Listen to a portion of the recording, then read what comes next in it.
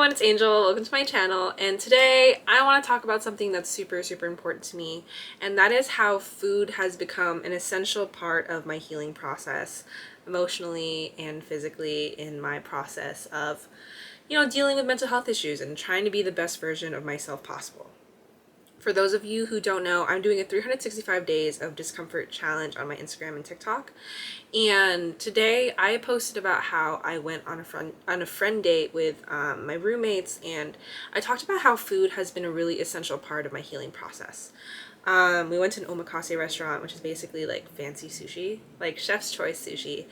And I haven't really talked about in depth yet on my channel about why food has been so healing and its role in my healing process.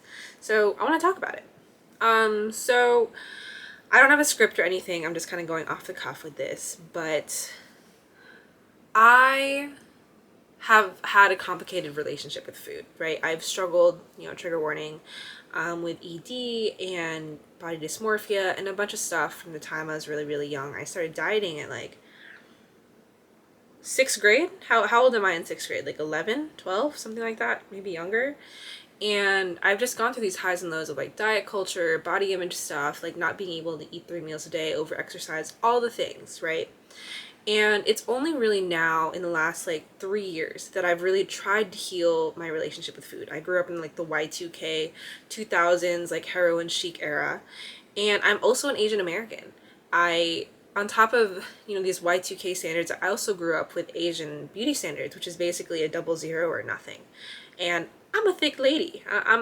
Especially for Asian standards of beauty, And so in the last 3 years, I've really reassessed my way that I view food. And in this past year, right, I dated a chef, and I've mentioned it briefly before, and he had an essential role in redefining the way that I see food, right? Like, I used to just see food as fuel. I used to see food and I would just see calories. I would see, okay, this food is either going to make me gain or lose weight. That's all I would see, like gain or lose. And I mean, of course, I would see some food is delicious, some food is not as good. But the essential nature, no matter how good, no matter whatever, it was all about what would it do to my body. And I'm not saying that it still isn't like that, and I think it'll take many years of unlearning, but that's all I saw. But I dated a chef, and this chef made me realize that food could be more than fuel. It could be art. It could be expression. It could be a beautiful memory that you could make, like at a dinner table with friends. It could be an expression of food and culture, an expression of like different countries and their communities, an expression of learning about other people. And I started watching all these food shows. I started watching like Chef's Table, a bunch of like films about food, and I went down this like huge rabbit hole. And then I started working within the community of restaurants, started to meet restaurateurs and chefs and butchers and sommeliers and all of these people who engulf their lives within the food industry, and that completely changed everything. I used to be someone that could barely eat 3 meals a day, and honestly I still really struggle. but I go back to, how has this helped with healing?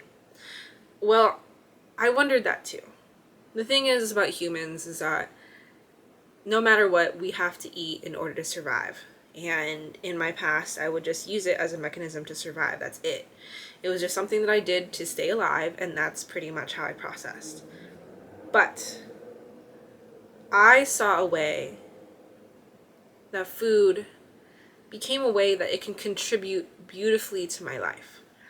That I could create beautiful memories with friends at a new restaurant, at the dinner table, that I could share meals with my family, that I could connect to my culture through these meals. And it's like, these meals are 3 times a day, and for however many times, a week or whatever. When you start to see these 3 meals differently, then these 3 parts of your day are shifted. And then instead of seeing hanging out with your friends and eating in these restaurants as a burden, as a fear of gaining weight. It becomes a celebration, and all of a sudden your quality of life is being raised during these 3 meals, during these acts of celebration. And I used to be scared. I wouldn't before I wouldn't even go to restaurants because I was scared of going to eat because I didn't want to gain weight.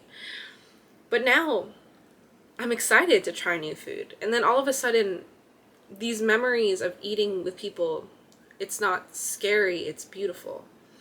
And all of a sudden these 3 meals a day become good memories.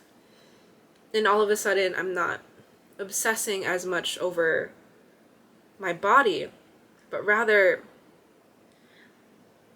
I am adding to my life this artistry of food.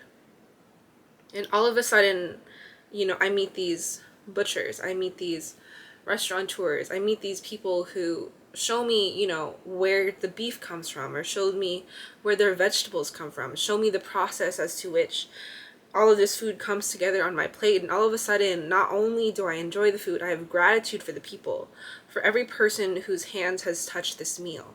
And all of a sudden, every meal is an act of community.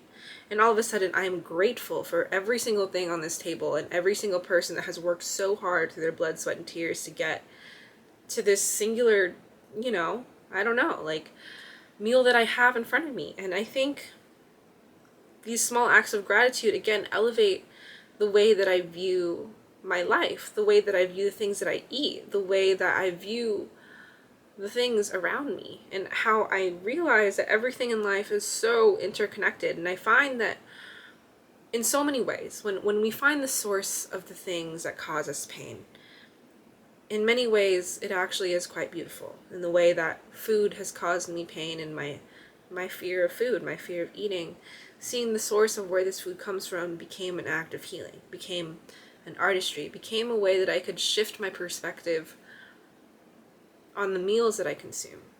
And I have gratitude, so much gratitude. I could enjoy these meals that my mother makes on holidays. And I will say that eating at home on holidays, or just at any time at my hometown with my family, it can be scary. But all of a sudden I see these meals as a connection to my mother, to my grandmother, to my home country, to my culture.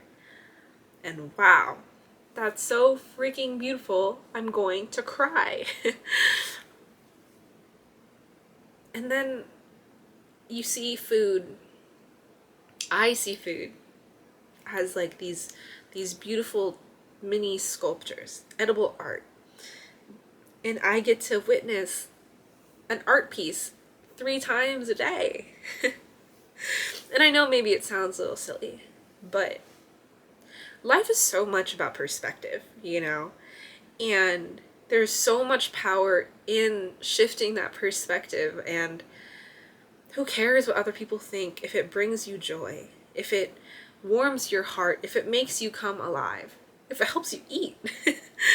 And I've had nutritionists and dietitians before who have tried to show me the beauty of food, but no one has truly made me understand the way that dating a chef and then going into the food and restaurant business has really taught me.